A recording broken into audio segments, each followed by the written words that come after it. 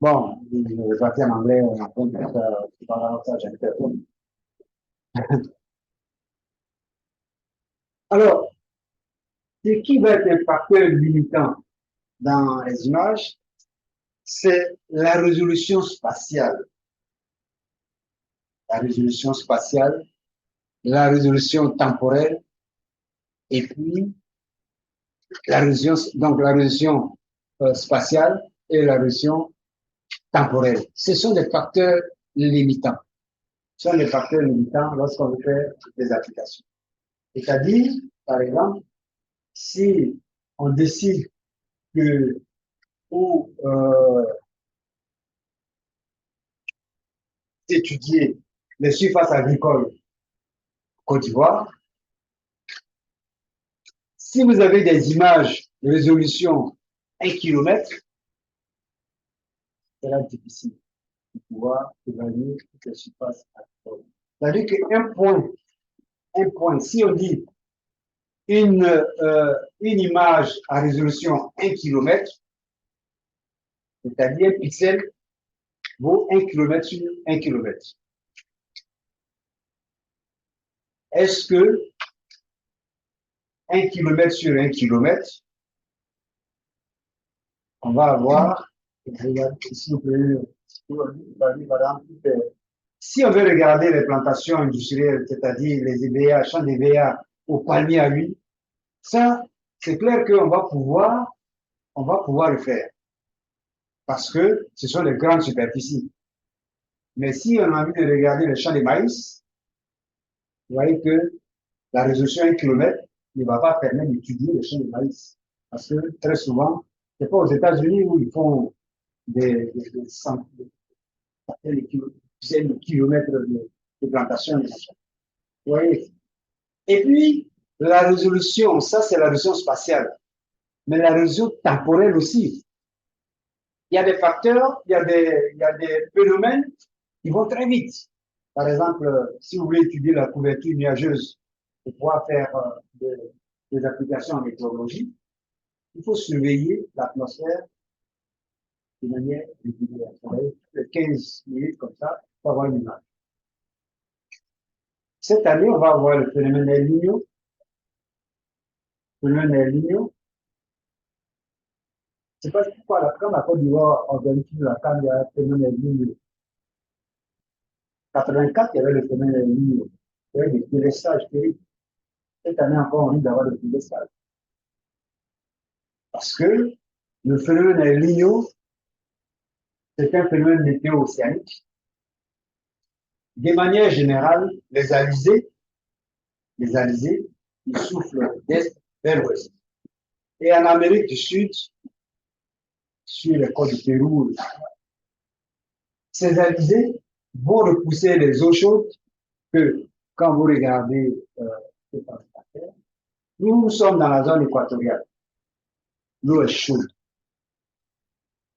L'eau est chaude. La circulation océanique, à grande échelle, est faite de telle sorte que ces eaux chaudes-là vont être entraînées vers les hautes latitudes, c'est-à-dire vers 45 degrés latitude nord, etc. Et ces eaux chaudes-là, il y a deux éléments qui vont pouvoir transporter, distribuer la chaleur autour de la Terre. Il y a les océans, il y a l'air. Donc, ces eaux chaudes qui sont dans la zone équatoriale, grâce à la circulation océanique de grande échelle, vont être amenées vers les hautes latitudes. Ça fait que c'est pour cela qu'on va voir des températures, on va avoir un climat tempéré. Sinon, s'il n'y avait pas cette circulation-là, il ferait trop froid. Donc, en circulant, il y a des échanges d'air, des échanges d'énergie entre l'atmosphère et les océans. Si vous prenez de l'eau chaude que vous déposez là, pourquoi est-ce qu'après ça se refroidit? Pourquoi? Il y a des échanges entre l'atmosphère et l'eau. Mais si vous fermez hermétiquement, vous ne pouvez pas avoir d'échange. Vous mettez ça dans un thermos, l'eau chaude va perdre un peu de chaleur, mais l'eau chaude va rester.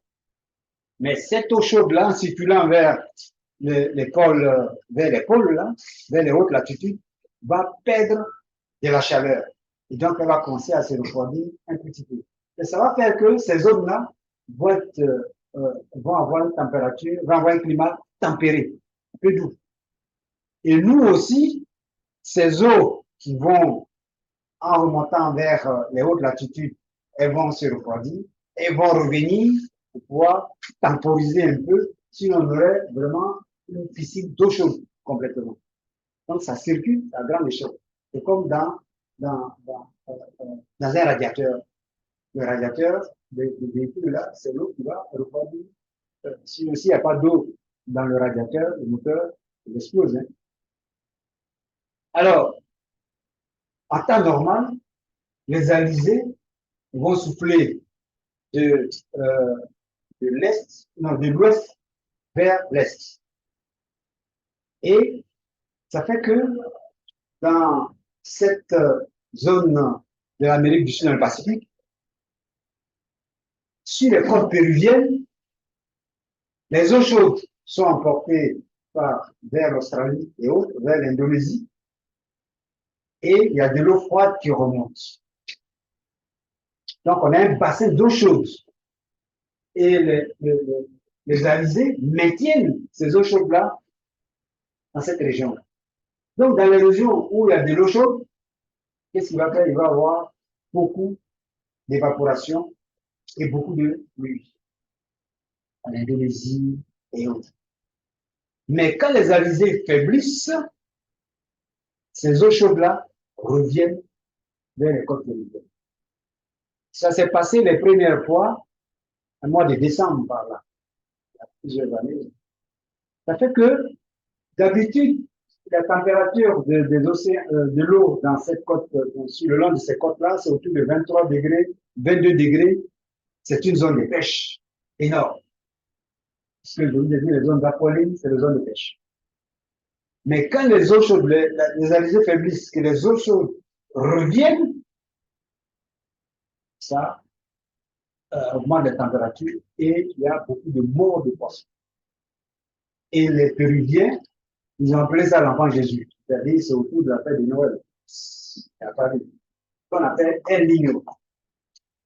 Donc, c'est El Niño, quand ce phénomène, tous les 2 ou 7 ans, se vient, il va y avoir des zones de sécheresse, de grande sécheresse, et des zones aussi où on va avoir beaucoup de pluie. C'est-à-dire que du côté du Pérou, où il y avait de l'eau froide, donc il ne pleuvait pas,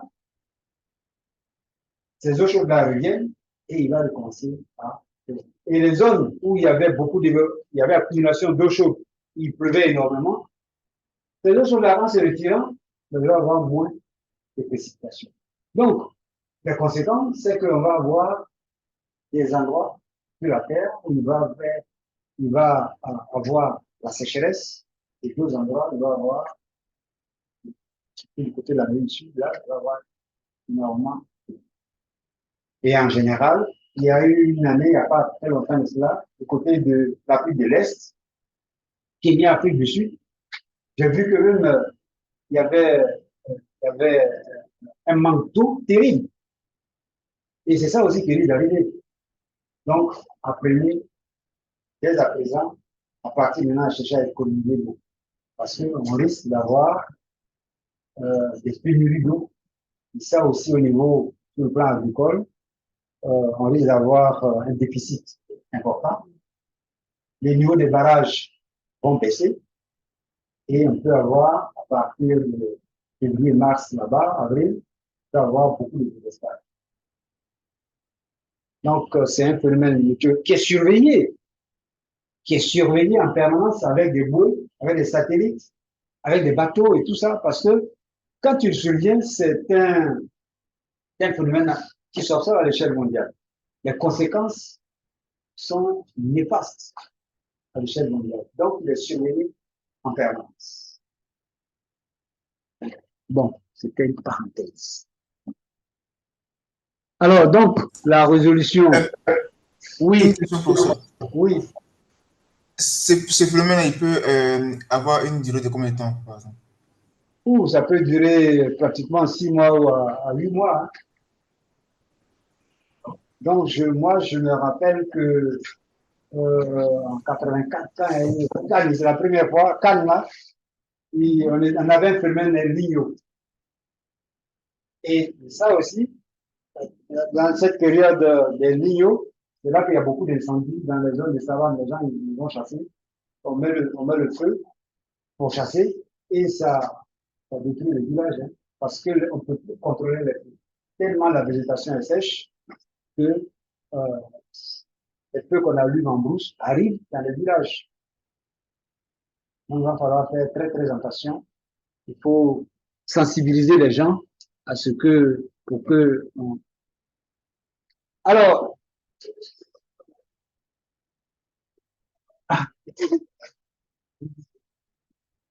oui, à partir de décembre, janvier, on va commencer à ressentir les effets minaux.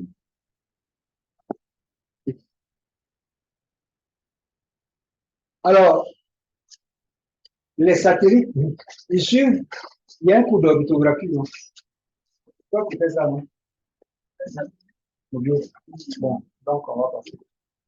En général, les trajectoires suivies par les satellites, c'est elliptique. Bon, il y a la mécanique hein, qui permet de pouvoir. Hein? J'en parle un peu. D'accord. Bon. Alors, il y a, peut-être que on va mieux voir ça. Si. Alors, on va passer, peut-être, voilà, ici c'est mieux. Vous avez la Terre qui est en orange là, et vous avez le plan équatorial qui est en vert.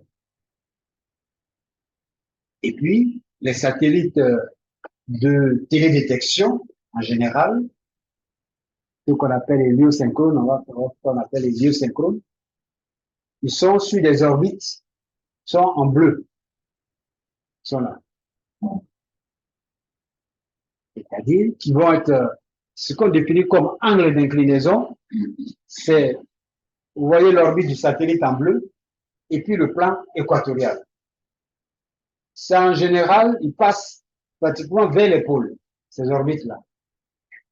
Et ils sont inclinés, l'inclinaison, c'est cet angle-là qui est entre le plan de l'équateur et puis le plan de, euh, de l'orbite.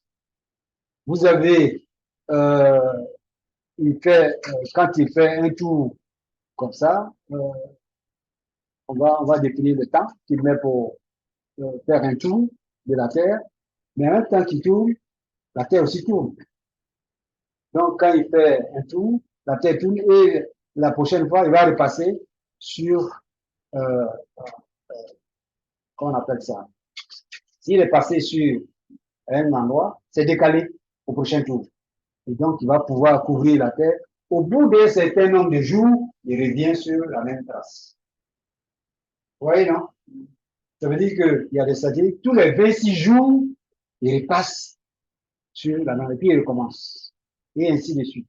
Donc là, il va faire des observations dans les mêmes conditions de clairement solaire. Vous voyez? Parce que aujourd'hui, 3 novembre passe, mais demain, il va repasser autour vers le Bénin, c'est-à-dire vous allez avoir les images là-bas, et ainsi de suite, ça sera vers après le Cameroun, et ainsi de suite jusqu'à quand il va repasser encore sur Abidjan, c'est dans 26 jours, à la même heure. Maintenant, les satellites, ceux-là, on les appelle des satellites, on les appelle des satellites héliosynchrones, synchronisés par rapport au Soleil.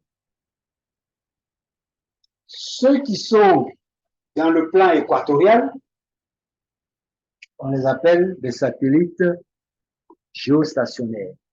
Voici les orbites. Par exemple, vous voyez cette orbite-là. Voici l'orbite l'orbite des satellites géostationnaires. Il est dans le plan de l'équateur. Les satellites sont placés dans le plan de l'équateur à 36 000 km par rapport à la Terre. Cette attitude-là, elle n'est pas placée, on l'a pas choisi au hasard. C'est-à-dire qu'il faut placer à 36 000 km pour pouvoir pour tourner à la même vitesse que la Terre.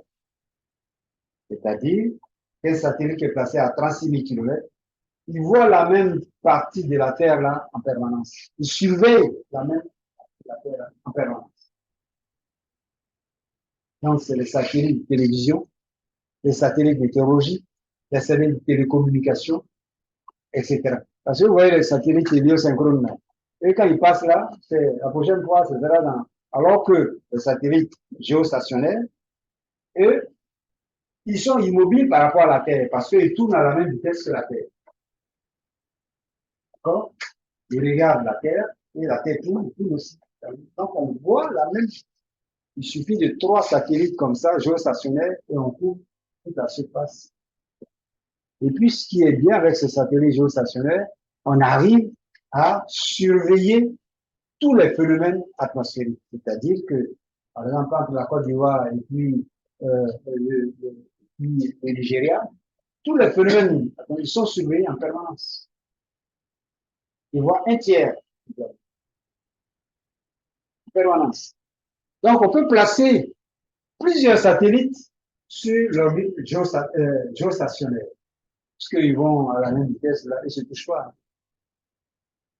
Ils ne se touchent pas. Vous voyez ces 2 satellites-là, celui-là, le satellite de Russe et puis ce satellite européen-là, ils sont sur la même trace, ils ne se touchent pas. C'est comme dans la même salle ici, là, la Terre tourne, mais si on ne bouge pas, on va se toucher. C'est bien ça. J'avais un ami, j'ai acheté des revues, c'était écrit les bonnes places du ciel sont occupées. Lui, c'est un chrétien, il me dit, ah bon? Il dit, le salut des satellites. Il dit, toutes les bonnes places du ciel sont occupées. Donc, quand un satellite, il est en train de vivre, il est détruit. Il est détruit, donc dans l'atmosphère, il se désintègre. Donc, il y a ces orbites géostationnaires. Une question, Oui. s'il vous plaît. Est-ce que sur les satellites héliosynchrones, on peut avoir plusieurs satellites sur la même orbite? Non. On ne peut pas les avoir sur la même orbite, à condition. Ok. C'est les inclinaisons qui. En fait, il y a beaucoup de. Il suffit de changer l'inclinaison, vous avez tout de suite l'autre orbite. Hein. D'accord, ok. Alors, vous avez donc les 2 types là. Il y a celui héliosynchrone qu'on appelle orbite polaire ou bien quasi polaire, puisqu'il passe près des pôles. Et puis vous avez les orbites géostationnaires. On va regarder. Bon, ici, par exemple, vous avez celui qui est en haut. Ce qui est en jaune, c'est la trace au sol.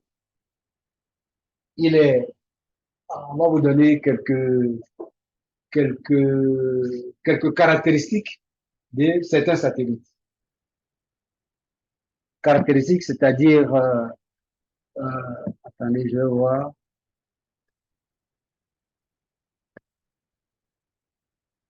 Par exemple, le satellite Landsat 7. Landsat 7 était un plus.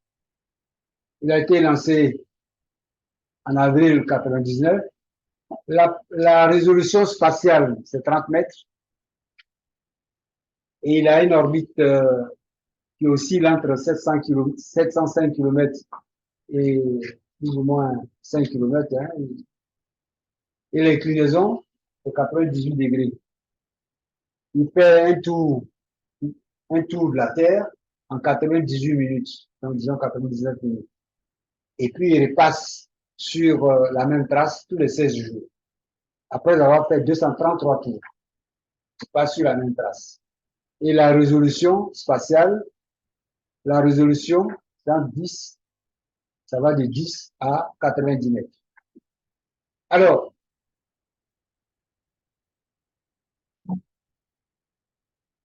quand un satellite il passe sur une trace, par exemple, fait des prises de vue.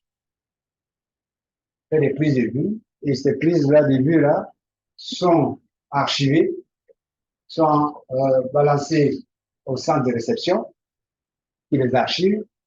Et puis, si vous voulez commander une image, vous voulez commander une image, par exemple, vous avez envie de travailler sur la zone de Guinée, vous spécifiez période qui vous intéresse, par exemple, si c'est la période de mars ou bien avril, bon, est-ce que vous avez une image, quelle période, etc., etc. Ils vont vous. Maintenant, si le satellite qui passe ce jour-là, les données sont. Si vous faites une commande, si vous faites une commande pour avoir une image vous-même à une date précise, ça va vous coûter plus cher. Ça va vous coûter plus cher.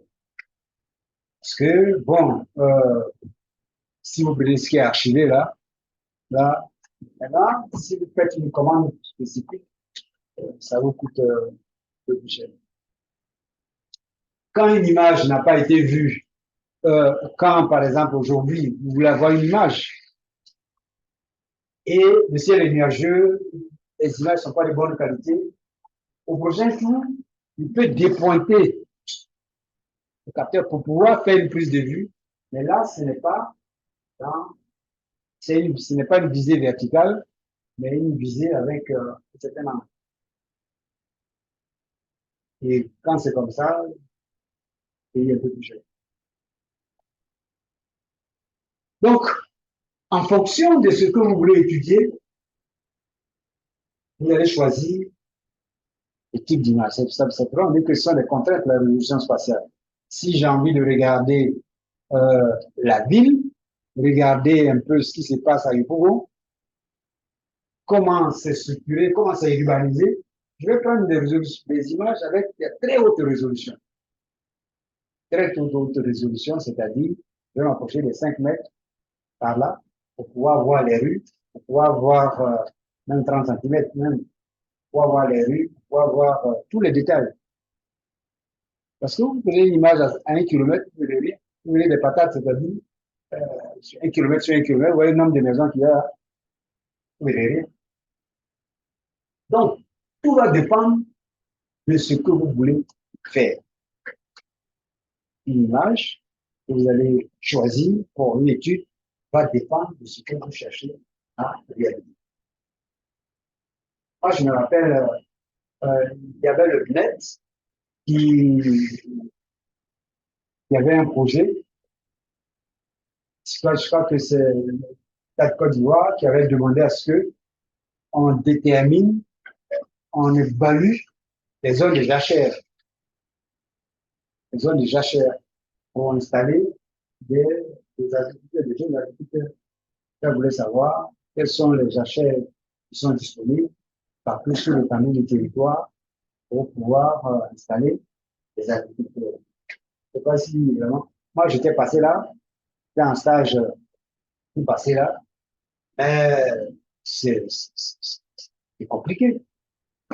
C'est compliqué parce qu'il y a des choses aussi qu'il ne faut pas accepter. Hein. Comment on veut faire la différence entre une jachère, une plantation, ou la jachère? Les plantations sont abandonnées, enfin abandonnées pendant un certain temps. Mais deux fois, il y a de véritables plantations qui sont des véritables jachères. C'est-à-dire qu'ils ressemblent à des jachères. Les gens, ils ne déboussent pas, ils restent comme ça en friche. Et puis, bon, tout le temps, c'est pareil. Et là, parce que la signature spectrale d'une plantation ou bien de la jachère, là, souvent, Donc, j'étais obligé de faire beaucoup de terrain. J'aurais dû même employer beaucoup de temps pour aller faire des enquêtes sur le terrain, puis utiliser les données satellites. Et là, c'est compliqué. C'est comme aussi, il y a eu des thèses qui sont en fait pour déterminer les, les plantations, comment on appelle, comment ils appellent ça d'ailleurs? Les café cacao. Ça intéresse tout le monde.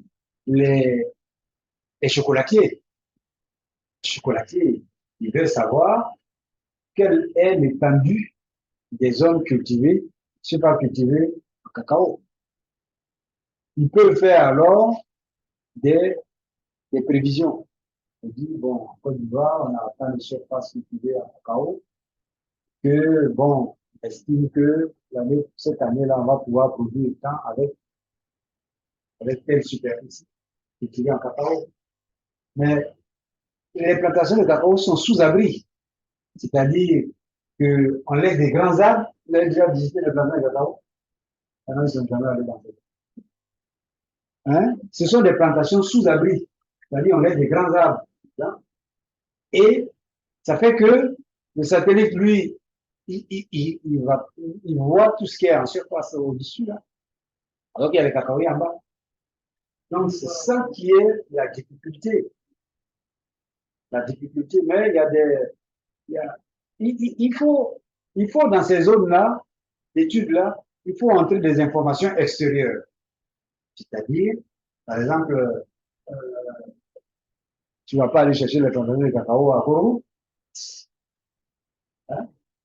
Il y a des zones climatiques qui sont favorables à ces plantations-là. Et il faut définir, c'est ça aussi que les logiciels qui sont sur le marché là ne vont pas pouvoir vous donner l'information parce qu'il y a des classifications qui, vous allez, la classification, c'est vous prenez l'image et puis vous définissez les différentes classes d'objets qu'il y a là-dedans. Vous n'allez pas pouvoir le faire comme ça. Maintenant, c'est à vous d'intégrer des informations exogènes, c'est-à-dire savoir quels sont les éléments qui vont vous permettre de lever les équivoques entre une plantation et autre chose.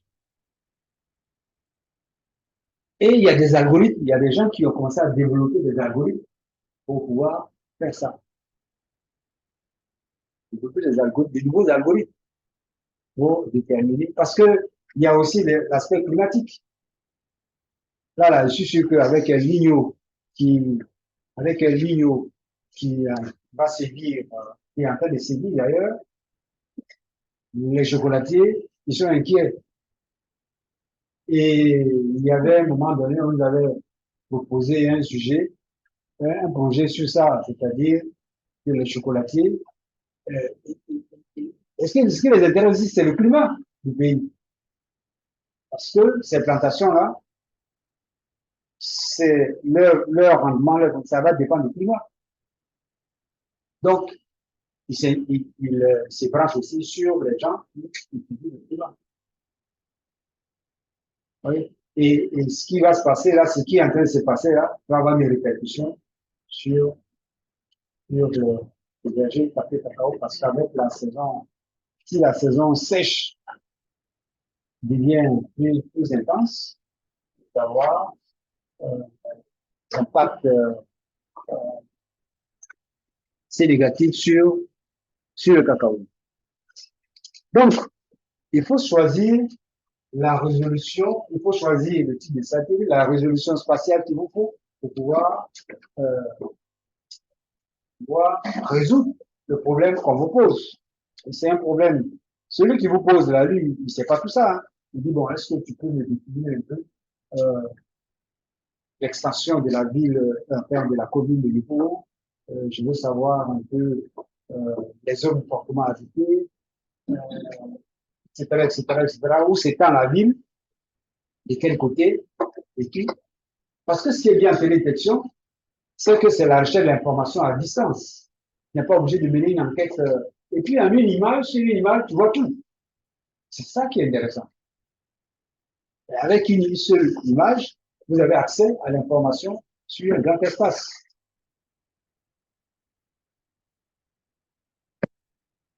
Bon, sur le satellite Spot 7, voici les, les capteurs qui sont là-dedans, qui sont là-dessus. Le multispectral, c'est-à-dire vous avez plusieurs bandes spectrales. Il y a une bande dans le bleu, il y a une bande dans le vert, il y a une bande dans le rouge, et le plus haut, c'est le proche infrarouge. La résolution panchromatique, c'est avec une bande large, qui peut aller du bleu jusqu'au rouge. C'est-à-dire, au lieu d'avoir des bandes spectrales fines, on prend une bande spectrale allant de 0,525 à 0,695. On a une image dans cette bande-là, la bande panchromatique.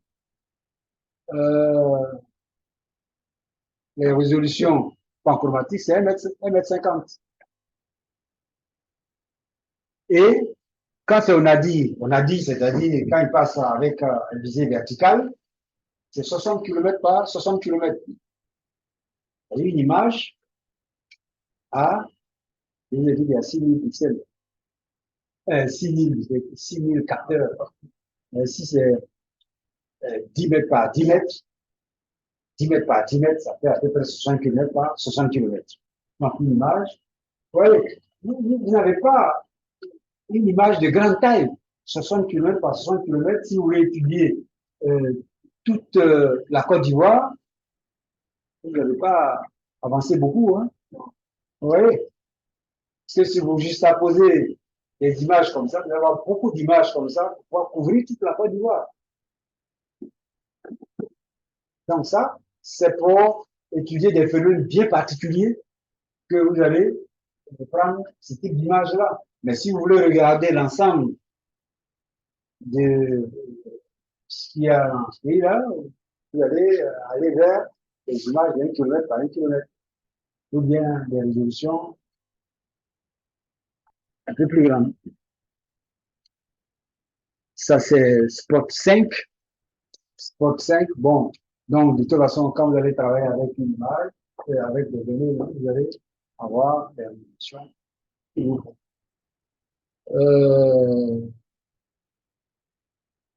Bon. Alors, Pléiade, dit c'est les meilleurs dans l'imagerie optique à très haute résolution. 30 cm de résolution. Et il y a 4 satellites identiques. L'orbite héliosynchrone à 10h30, nœud descendant, il y a un nœud descendant et un nœud ascendant. Je ne sais pas si je vous ai montré. Nœud ascendant, nœud descendant sur l'orbite ici, là. Quand c'est marqué d'ailleurs, ascending node, c'est-à-dire, ça c'est le nœud ascendant. Et puis descending node, c'est le nœud descendant. Là où ils croisent, c'est-à-dire que, vous voyez, entre le plan équatorial et puis le plan équatorial et puis le plan de l'orbite. Hein? Donc, il y a un nœud descendant et il y a un nœud ascendant. Donc, on définit les heures de passage.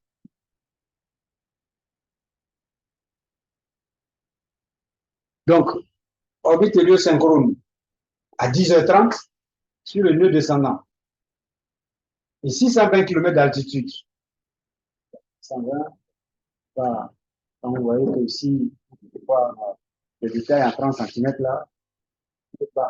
Mais quand on est bas aussi, on a beaucoup de perturbations liées à l'atmosphère, c'est-à-dire que la durée de vie du satellite est faible. Parce que sera soumis à beaucoup d'intempéries, etc. C'est comme un avion, quand il vole, si il vole, pas les avions des lignes, ils volent à 10 mètres d'altitude, pour il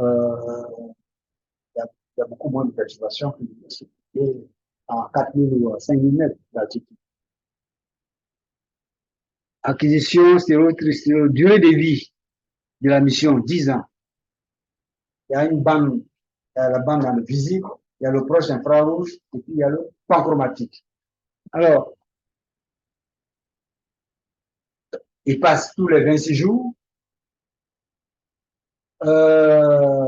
première date de lancement le 17 décembre 2011. Il pèse 970 kg et l'inclinaison est 98 degrés 2. La mission, c'est 5 ans.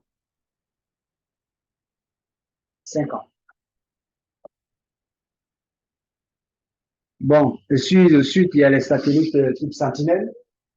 Hein, Sentinelle, je pense qu'il y a déjà les caractéristiques ici. Sentinelle 1A, avril 2014.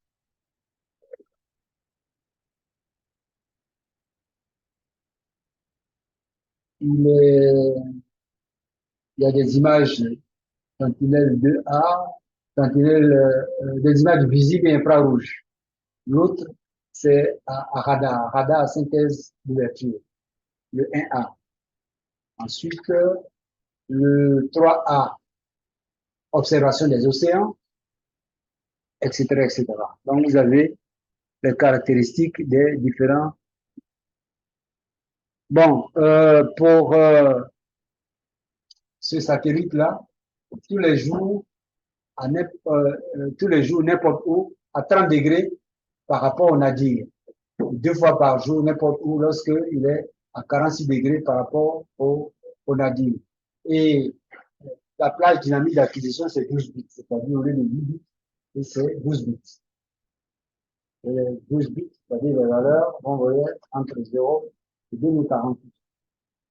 C'est pour cela qu'on a des résolutions, on a une dynamique assez grande. Bon, voilà les applications. Par exemple, avec ce type de satellite-là, 30 cm de résolution. On a des images vraiment superbes, de très bonne qualité. Parce que là, si vous prenez une image du satellite spot, vous n'allez pas voir ça 10 mètres par 10 mètres, vous n'allez pas voir ça. Hein. Vous n'allez pas voir. Parce que pour qu'un objet soit visible, il faut qu'il ait 10 mètres sur 10. Et là, c'est 30 cm de résolution.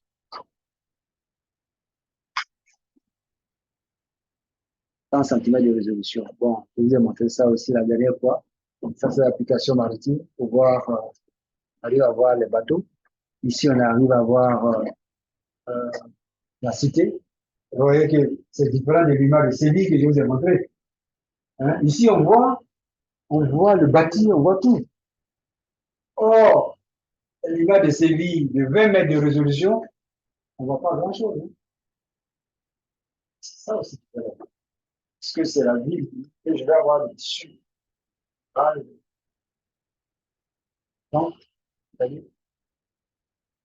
d'ailleurs, sport, c'était pas fait pour l'urbanisme, pour étudier l'urbain. C'était fait pour étudier les surfaces agricoles. Ça, les premières émissions de sport, c'était les surfaces agricoles.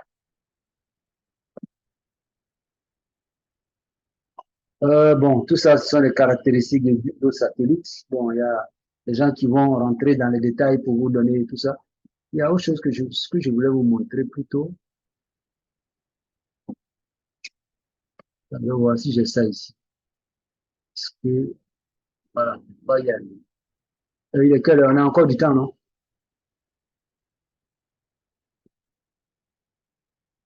Hein? On finit à quelle heure? Midi 30. On a. Mais il est quelle heure? Midi 5. Ah oui, d'accord. Donc, on a encore combien de temps? Hein? On a 25 minutes. D'accord, on va faire le coup en 25 minutes. Non, on va finir. Rassurez-vous. Oui? Oui. Ah oui. Mais je l'ai lancé, non? Je l'ai lancé.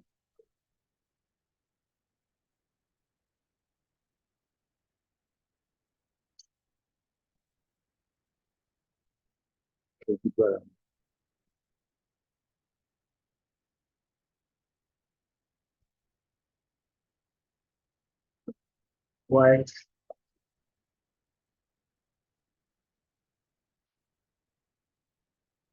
Bon, on vous a montré les orbites défilant, qu'on appelle aussi héliosynchrones. On a déjà parlé de ça. L'altitude est autour de 800 km jusqu'à 900 km par là. Héliosynchrone, ça veut dire passe à la même heure à la verticale des mêmes points. Quelle est son importance? De passer à la même heure solaire. Quelle est son importance? Quelle est l'importance d'avoir des satellites héliosynchrones?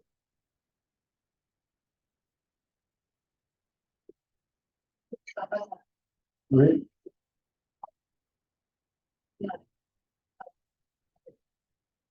Voilà, c'est-à-dire que l'éclairement, c'est-à-dire les France vont arriver dans un angle différent. Donc, on ne peut pas comparer les images qui sont prises à des heures différentes. Vous voyez, parce que c'est important pouvoir faire l'étude, on appelle ça pour faire l'étude multitemporelle. Pouvoir faire des études comparatives dans le temps, pour qu'elles soient prises à la même heure solaire.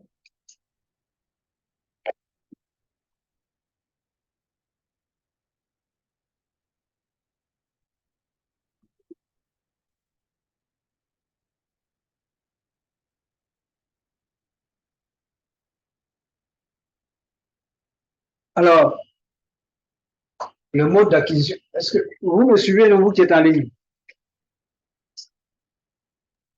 Oui, on vous suit. D'accord.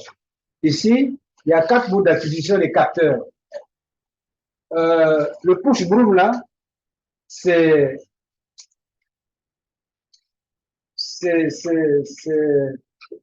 ce qui a été embarqué sur le satellite Spot avant, le push-broom. C'est-à-dire que ici, vous voyez la largeur de l'image, voilà le déplacement du satellite, et à chaque fois, on a une ligne de prise, elle avance, et ainsi de suite. Le satellite avance. Ici, en fait, il y a 6000 détecteurs, et on arrive en un seul instant à pouvoir prendre des images sur une image satellite de 60 km par 60 km. Par contre, dans la série Landsat, c'est des miroirs oscillants, c'est-à-dire un balayage comme ceci, et lorsqu'il avance, les 6 lignes suivantes, etc., etc., il balaye comme ça pour pouvoir faire l'acquisition d'image. Mais le push-broom, là, avec les détecteurs, en un seul instant, clac, on arrive à prendre des images sur.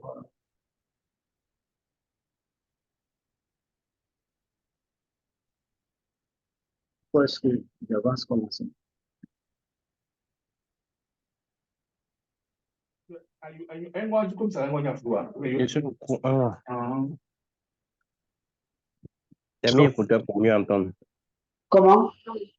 Ah, excusez-moi. Pardon. OK.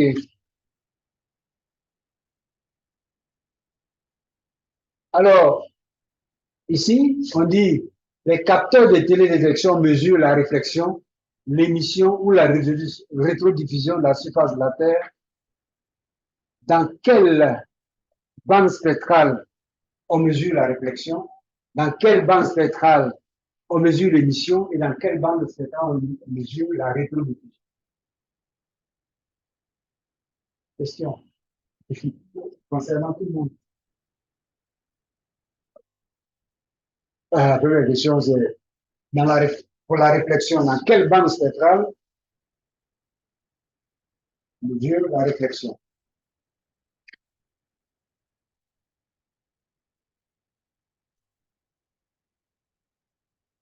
Oui,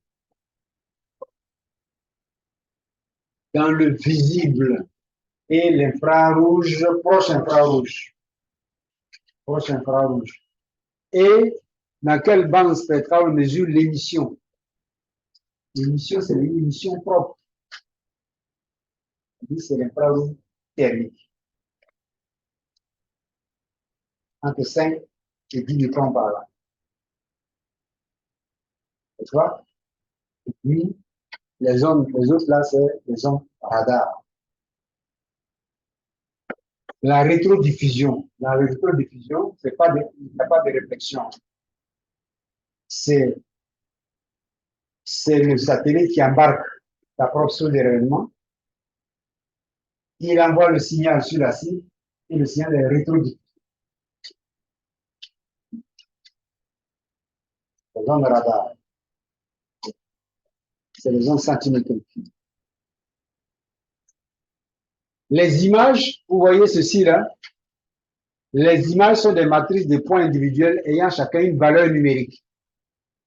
C'est le concept de grille, raster, le concept de pixels. Alors, vous voyez le paysage qui est là-bas, il est vu dans 3 bandes spectrales. Il y a une des bandes spectrales qui est, c'est-à-dire que la première image, est-ce que j'ai pris la même?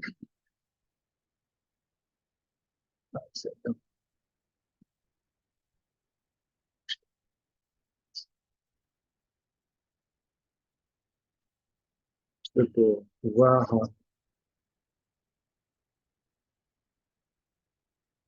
Bon, la première image, c'est dans une bande spectrale, c'est-à-dire, je ne sais pas si c'est, prenons le bleu, entre, les valeurs sont 121, 121, 38, 110, etc., etc. Ça, c'est une bande, dans une bande spectrale.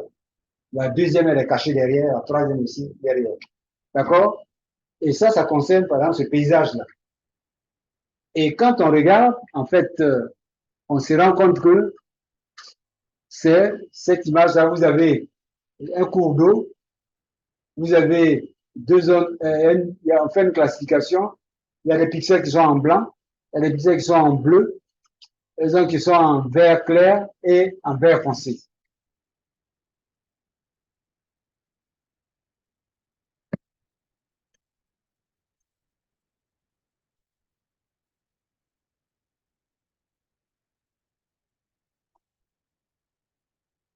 Alors,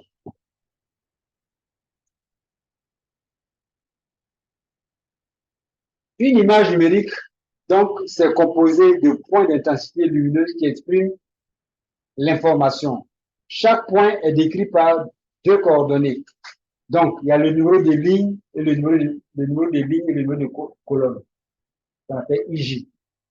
C'est-à-dire, c'est la localisation du point par rapport à l'image. Numéro des lignes, numéro des colonnes. Ensuite, il va avoir un code numérique. Il va avoir un code numérique. Ces codes numériques-là, les voilà. Dans les valeurs ici, je suppose que c'est à varier de 0 à 256. 0 à 255. Voici par exemple une image numérique. C'est une matrice. Le point 58, le pixel qui a la valeur 58, c'est à quel numéro de colonne? Colonne 3 et ligne 3. D'accord? Donc, le nombre de lignes et le nombre de colonnes, si vous faites le nombre de lignes multiplié par le nombre de colonnes, vous allez trouver le nombre de pixels sur l'image. Hein? Le nombre de pixels sur l'image. Le nombre de lignes multiplié par le nombre de colonnes, ça donne le nombre de pixels. Maintenant, question, on sait que si un pixel est codé sur 8 bits, si un pixel est codé sur 8 bits, un bit c'est un octet. Hein? 8 bits, c'est-à-dire une valeur comprise entre 0 et 255. D'accord? Donc, on dit que c'est codé sur 8 bits. Pour une image qui a, disons, 500 lignes et 500 colonnes, quelle est la taille de l'image? 500 lignes et 500 colonnes, quelle est la taille de l'image? La capacité de mémoire de l'image. Si un pixel est codé sur 8 bits, c'est-à-dire sur un octet, Ça fait combien de pixels au total?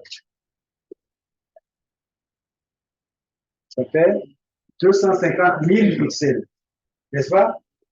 250 000 pixels. 250 000 pixels. Maintenant, un pixel est codé sur 8 bits. Ça veut dire un octet.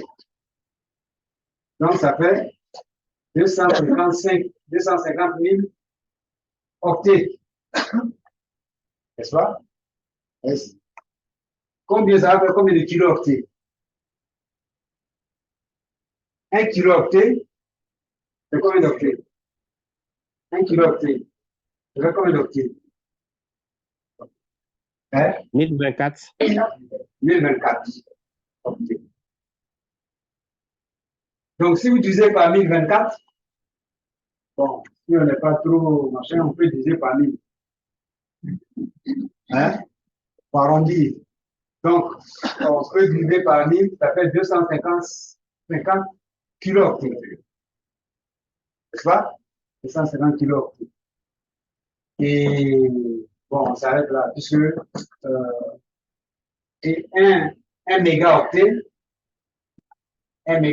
ça fait aussi 1024 kilo-octets. Et ainsi de suite. Donc, on peut calculer la capacité d'une image, taille d'une image.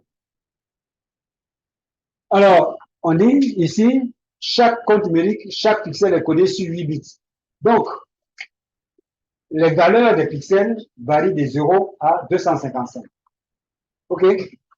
Donc, vous voyez tous ces pixels-là. Ça, c'est les valeurs qui sont prises. Les valeurs qu'on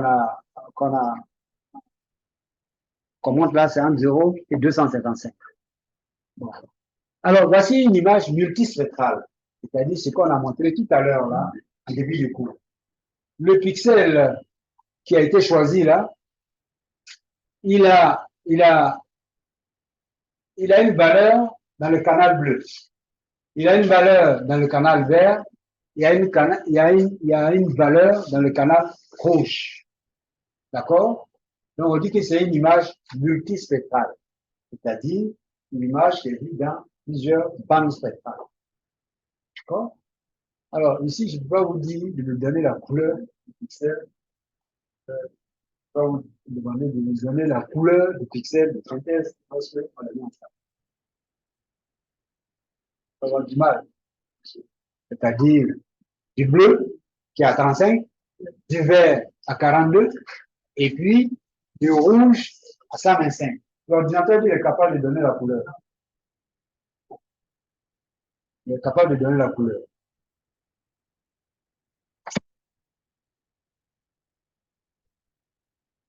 Bon, ce que je vais vous montrer, oui. Est-ce que dans oui.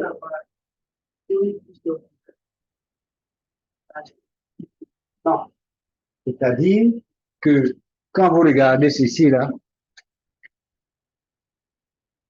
par exemple le 121, si c'est une image 1 km par 1 km, 1 km par 1 km, si vous prenez ici, une zone de 1 km par 1 km, il va avoir le bâtiment, il va avoir la pelouse, peut-être on va aller jusqu'à la piscine là-bas, et puis jusqu'à en cité là-bas. Ça donne un seul point. Ça n'a une signification. Là, on peut rien comprendre. C'est-à-dire, on ne sait même pas de quoi c'est. Mais lui, il va donner une valeur. Parce qu'il va intégrer les énergies, l'intégral lambda A, lambda B. Là. Il va intégrer toutes les énergies provenant de la pelouse, des bâtiments, de la piscine. Il va vous donner une seule valeur. Et cette valeur-là, on ne peut pas attribuer ça à un objet compte tenu de la structure de la scène qu'on a. C'est pour cela que lorsque vous voulez étudier les choses dans le détail, vous voulez prendre une image de 10 mètres par 10 mètres, de 5 mètres par 5 mètres. Comme ça, vous allez voir la pelouse, vous allez voir le bâtiment, vous allez voir la piscine, etc., etc. Mais un pixel, c'est une seule valeur. Même si plusieurs objets sont intégrés à l'intérieur, c'est une seule valeur. Et un pixel va donner un seul compte numérique. Ici, c'est 121, c'est prévu. Donc, il va intégrer sur toute la surface, tous les objets qui sont à la surface, une seule valeur. Par exemple, il y a 30% de pelouse, il y a 10% des bâtiments, il y a 5% des piscines, et ainsi de suite. Dans une banque centrale, ça va correspondre à une énergie qui parvient au capteur et on ne peut pas associer ça directement à un objet. On va voir ça tout à l'heure. Est-ce que j'ai répondu à ta question? Et tu continues de regarder. Alors, c'est un exemple comme ça. Hein? Alors, vous voyez, si on regarde cet objet-là, hein, cette scène-là, avec un capteur qui a une résolution de 80 mètres par 80 mètres, ce qui est en bleu ici, là, ceci, là, ça c'est 80 mètres par 80 mètres. Or, en réalité, quand on regarde dans le détail, il y a des arbres, il y a la pelouse, il y a des maisons, il y a des rues. Mais l'ensemble fait 80 mètres par 80 mètres. Si on a une image comme celle-là, qu'est-ce qu'on va voir? D'après vous, quel objet on va voir là-dedans? Oui? On ne va rien voir. On ne verra ni les arbres, ni la pelouse, ni la maison, ni la rue, etc. On verra rien. Et ça forme un seul point. Il va intégrer l'énergie en provenance de tous ces objets-là. Maintenant, si on prend la résolution 30 mètres par 30 mètres, c'est ça qui est en rouge. C'est-à-dire, si on regarde cette image, cette scène-là, avec un capteur de 30 mètres par 30 mètres. Il y a des détails qui vont apparaître, mais on ne pourra pas non plus distinguer. Maintenant, si on vient même à 20 mètres par 20 mètres, vous voyez qu'il y a des mélanges aussi qui vont se faire. Bon, on va continuer. C'est la même chose. Hein. Ici, je prends 30 mètres par 30 mètres. Il y a une maison, house, et puis, ce qui est en rouge, là, c'est quoi d'ailleurs? C'est autre chose. C'est, par exemple, le jardin qui est en rouge. Et puis, la maison occupe la partie qui est en bleu. C'est la maison. Et puis, tout autour, il y a un jardin. Puis, ça fait longtemps qu'il dort.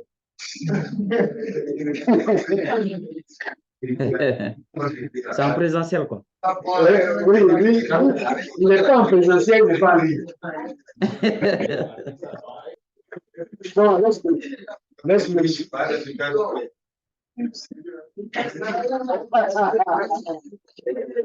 ne vais pas parler de lui, vraiment.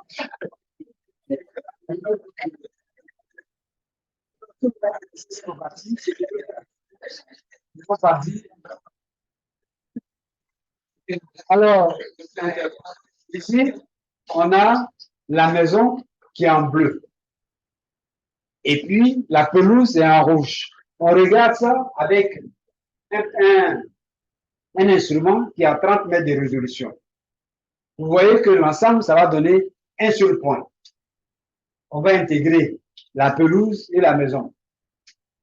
Ça serait un seul point. On ne verra ni la pelouse, ni la maison. Maintenant, je passe à 5 mètres par 5 mètres. Vous voyez que, qu'est-ce qui va se passer? Je vais avoir une partie de la pelouse. Je vais avoir une partie de la pelouse. Vous voyez, ceci là. De là à là, ce que je vais avoir, c'est-à-dire que la maison sera prédominante. Puisque la proportion occupée par de la maison par rapport à la surface. Donc, ce qu'on va voir, on a l'impression que la maison va occuper tout le pixel. Dans la deuxième image de 5 mètres par 5 mètres, je vais voir une partie de la pelouse. Il y a le carré rouge là, de 9 pixels, Et puis tout le reste, comme les pixels de la maison, ici, là, dominent, donc il va considérer que tout ça, c'est la maison. Et puis, il a bâti 5 mètres par 5 mètres. Je vais commencer à voir la pelouse aussi, mais vous voyez, je perds aussi de l'information. Hein? Oui, la maison est surdimensionnée. Je passe à 1 mètre par 1 mètre. Vous voyez là, je commence à voir bien c'est dissipé la maison et puis la pelouse. Si je vais à 30 cm par 30 cm, là, donc vous voyez que la même scène, puis à 30 mètres, à 5 mètres et à 1 mètre, on me donne des informations. Donc la résolution spatiale du capteur est très importante lorsque on cherche l'information. Il faut savoir choisir la résolution spatiale en Europe ou en France. Quand on fait les déclarations d'impôts, il faut signaler tout ce que vous avez. Mais les gens, ils ne déclarent pas les piscines. Il faut voler un avion pour pouvoir faire des prises de vue à basse altitude. Donc là, si tu prends les images satellites, on va croire que ici, là, si tu prends les images satellites, on va croire que c'est une maison seulement qui n'a pas de piscine. Supposons que ce qui est en rouge là, c'est une piscine. On ne verra pas. Si on prend 5 mètres par 5 mètres, on sait qu'il y a une piscine. Je parle de piscine, mais c'est pour simplifier. Hein. On verra ça, mais on ne verra pas entièrement. Mais quand on prend 1 mètre par 1 mètre avec les drones, là, ils verront tout. Vous voyez, donc, la télévision permet, au lieu d'envoyer des techniciens pour aller sonner à ta porte pour vérifier ce qu'il y a, avec les images, tout simplement, on a l'information à distance. C'est ça vraiment l'intérêt de la télévision.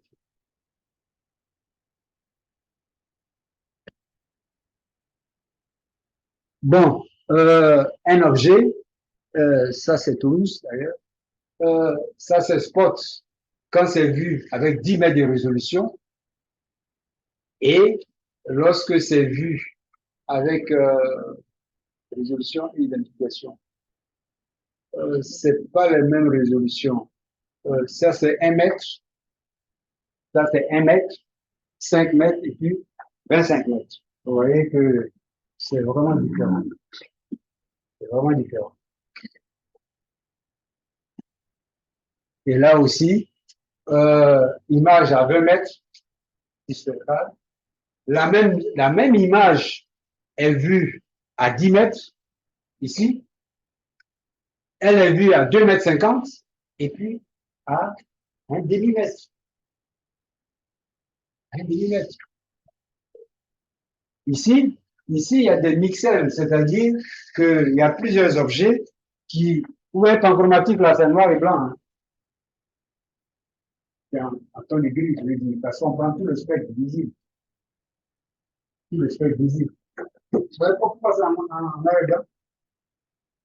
Parce que le spectre visible, il va couvrir toutes les couleurs allant du violet jusqu'au rouge là-bas. Donc, la lumière, là, ce sera, je vais dire, la lumière blanche lorsqu'on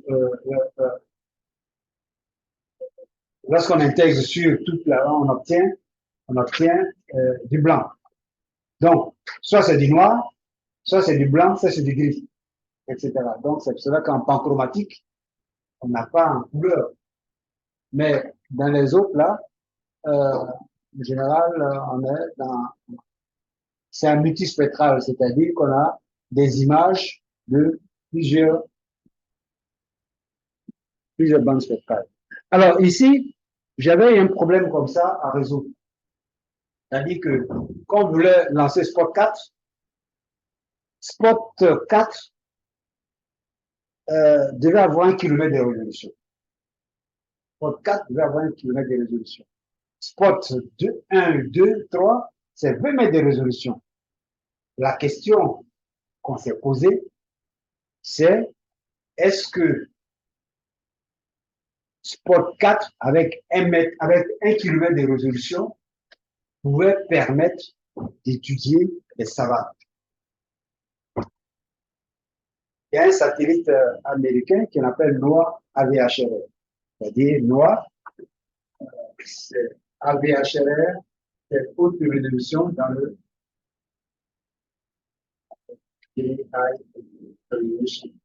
c'est 1 km de résolution.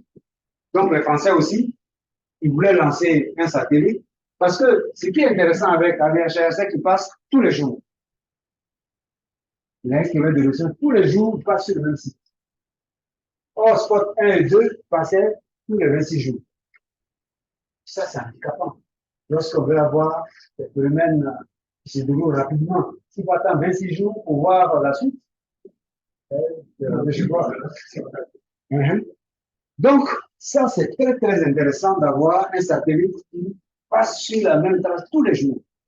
Donc, Spot aussi voulait lancer un satellite avec un instrument qui s'appelle végétation. Ça s'appelle Spot 4. L'instrument végétation aussi, c'est 1 km. Donc, on a demandé de voir si on est capable, parce que les savanes, c'est des milieux très hétérogènes. Les savanes, c'est des milieux très hétérogènes. On s'est posé la question de savoir, est-ce que la résolution du Spot 4, avec l'instrument de végétation, pouvait permettre d'étudier la végétation des savanes. Alors, on a fait des simulations, c'est-à-dire qu'on a pris 20 mètres par 20 mètres. D'ailleurs, ça, là, je vais vous donner ça en devoir. On a pris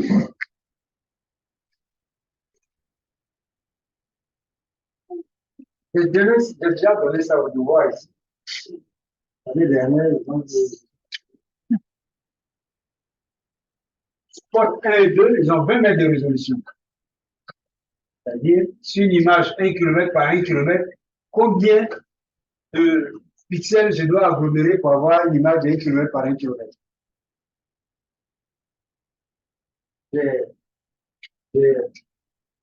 Des pixels de 20 mètres par 20 mètres. Si je veux simuler une image de 1 km, combien de pixels je dois choisir en ligne et en colonne pour avoir 1 km? À peu près 50 pixels. 50 pixels par 50 pixels. Donc, je suppose que c'est 50 pixels par 50 pixels. Hein? Ça, c'est 50 pixels. Ça, c'est 50 pixels. Voilà. Donc, avec ça, je simule la résolution de 1 km. On est d'accord? Alors, il y a un indice qu'on va calculer plus tard, on appelle ça NDVI. Indice de végétation. NDVI. Indice de végétation. Quand on prend ceci là, je pense qu'on va revenir à ça la prochaine fois quand on va. Parce que je ne peux pas tout vous expliquer. Je n'aurai pas les éléments qu'il faut pour vous expliquer cela. Donc, la prochaine fois. Hein? OK. Bon, on va s'arrêter là pour aujourd'hui. OK.